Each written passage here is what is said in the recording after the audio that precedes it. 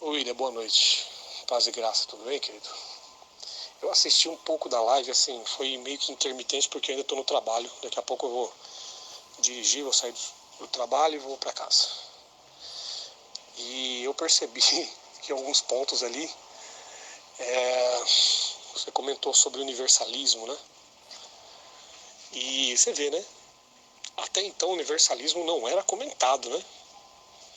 Eu vi Fernando Caminho de Damasco um pouco incomodado com o universalismo. Josafá Agra ficou um pouco incomodado também, falou nos vídeos dele sobre o universalismo, que é uma heresia, né? O Leonardo também, que saiu da CCB recentemente, já está pregando, né? Já está pregando, logo logo é pastor de igreja, né? Eu vi que você também fez o seu comentário. Eu percebo um certo incômodo das pessoas em relação ao universalismo, porque o universalismo ele cutuca um pouco as pessoas, né? O universalismo ele mostra talvez alguma coisa que as pessoas elas não querem, né?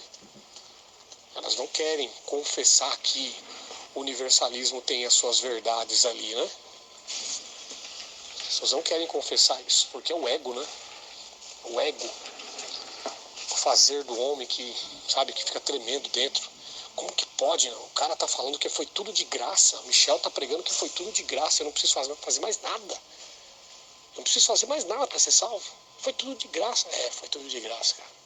E se eu quiser fazer alguma coisa para ser salvo, ok, você continua sendo salvo, mas você está prostituindo a graça. Porque se você tem direito a sexo gratuito com a sua esposa, você vai pagar por sexo, você está chamando ela de prostituta. Então você está prostituindo a mensagem do evangelho.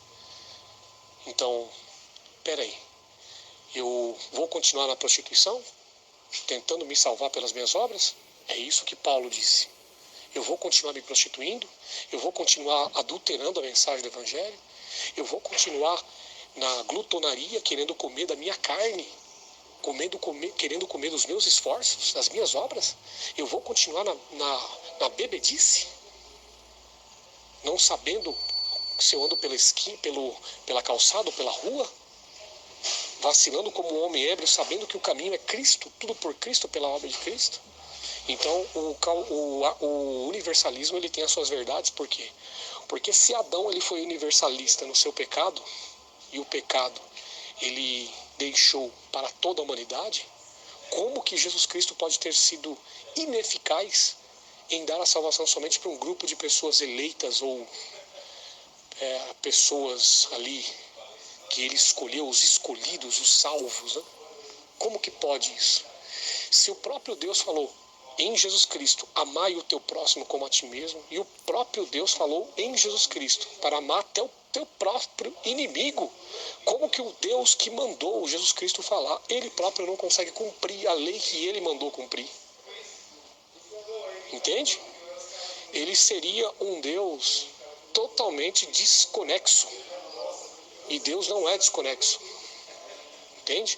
Então eu percebo que quando vocês tocam no universalismo, eu percebo que vocês têm sabe, aquele negócio que fica cutucando, sabe? Poxa, será que esses caras estão certos? Será que não estou me fazendo de otário em falar aqui que eu preciso dos frutos também para demonstrar para as pessoas? Cara, se dependesse dos frutos para mostrar para as pessoas, o bandido na cruz não teria sido salvo por Jesus. Deus, o próprio Deus não teria enviado Jesus para perdoar os pecados de Davi, que foi um dos piores bandidos assassinos. O próprio Moisés matou egípcio, apedrejou pessoas, levantou a mão aprovando matança de pessoas. O próprio Josué foi um dos que matou criança de peito, cara. Entende? Mulheres foram tomadas como prostitutas, foram feitas escravas sexuais e crianças foram mortas pelos homens de Deus da Bíblia.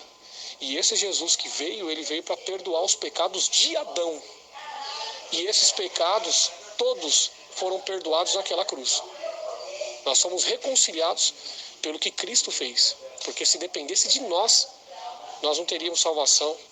Se ele deu salvação para aqueles caras, e ainda o apóstolo Paulo colocou esses caras, lembrou desses caras nas suas cartas, cara, é porque o amor de Deus, ele é um amor que o ser humano não consegue entender.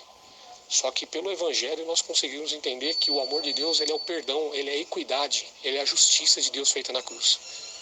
Entende? O grande problema, William, é que muitos desses caras que estão falando, que estão se sentindo incomodados com o universalismo, eles sabem que o universalismo ele tem a verdade. Nessa questão, sim. Eles sabem que o universalismo ele tem a verdade nessa questão. Entendeu? Só que não dão o braço a torcer, sabe por quê? Porque é a mesma coisa de você construir um castelo forte e você tem que destruir ele para você começar do zero de novo. E aí você perde seguidores, você perde inscritos, você é chamado de demônio, de herege, você é esquecido, porque as pessoas elas não querem aceitar uma mensagem onde é tudo de graça.